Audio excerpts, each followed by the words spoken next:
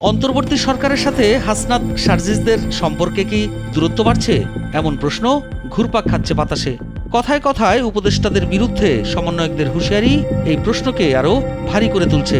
তবে কি এসব নিয়ে বিপাকে পড়েছেন ডক্টর ইউনূস? এখন প্রশ্ন হচ্ছে, যারা ডক্টর ইউনূসকে ক্ষমতায় বসালেন তাদের সাথে কি কারণে দূরত্ব বাড়ল তাদের? অন্তর্বর্তীকালীন সরকার আপনারা আপনাদের জায়গা থেকে কি অ্যাকশন দিচ্ছেন? 5 মাস পরে কেন আমাদের আবার শহীদ মিনারে এক হতে হলো? 5 আগস্ট ছাত্র জনতার অভ্যুত্থানে শেখ হাসিনার সরকার পতনের পর দেশে সৃষ্টি হয় এক অরাজক পরিস্থিতি। এই কঠিন সময়ে শিক্ষার্থীরা শান্তিতে নোবেলজয়ী ডক্টর মোহাম্মদ ইউনূসকে দেশে ফিরে জাতির হাল ধরার আহ্বান জানান। অন্তর্বর্তী সরকারের প্রধান উপদেষ্টা হিসেবে শপথ গ্রহণ করেন হাসনাত সার্জিস নাহিদ আসিফদের অনুরোধে। কিন্তু যারা ডক্টর ইউনূসকে ক্ষমতায় বসালো, আজ তারাই তাকে নানা কারণে হুঁশিয়ারি দিচ্ছেন। তবে কি বিশ্বাস আর সম্পর্কে ফাটল ধরেছে?